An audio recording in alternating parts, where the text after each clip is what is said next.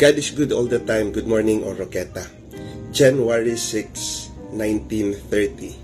Exactly 93 years ago, brave and well-meaning Oroquetanons fought their way up to the four walls of the session hall in the town of Jimenez to push for and realize their dream of making Oroquieta, then just a rising town, the Cabecera of Misamis Occidental. Their journey, kun ang ilang panaw, aron ang Oroquieta mahimong Cabecera, dili sayon, dili dali. Kini gipatuluan sa ato ang mga katiguangan sa ilahang singot, luha, ug sa ilahang dugo, aron kini ilang makabot.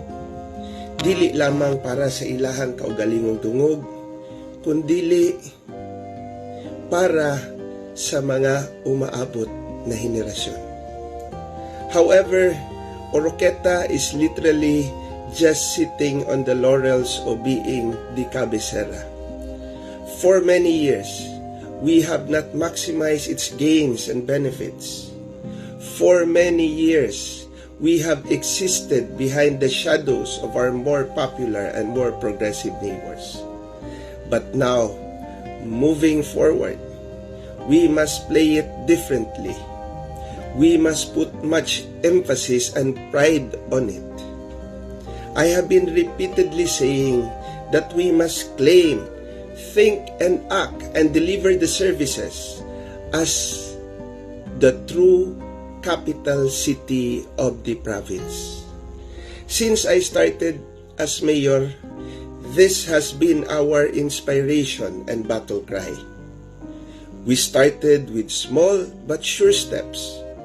Oroquieta City as the capital of Misamis Occidental.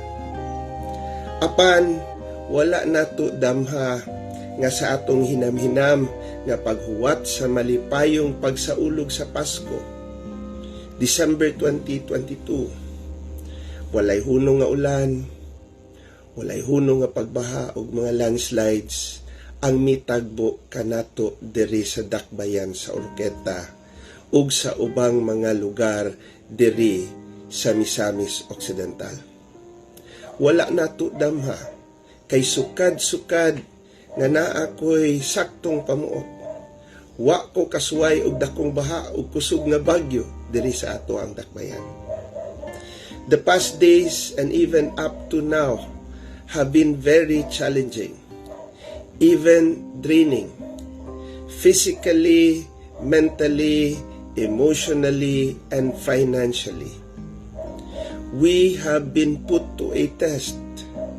Oroquieta is being tested of her resilience, of her flexibility, of her kindness and compassion, of her quickness in response, of her love for others and the environment, of her faith and trust in God, and of her bayanihan.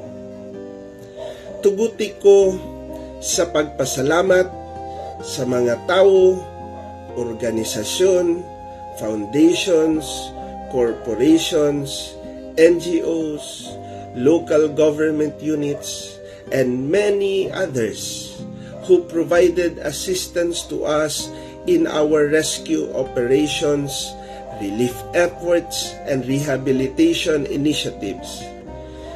Daghan kaayong salamat ninyong tanan. Today, in our remembrance and celebration of the Cabecera Day of Oroquieta, we must move forward, united and strong for our city. We must not disappoint our forefathers who fought hard and who built this city with sweat and blood. Our city needs us now more than ever. Oroquieta needs our help in rebuilding this city. Let us remain positive that we will rise above this adversity. We can bounce back if we remain united and solidly strong. Para sa Oroquieta, dasig lang, laban lang.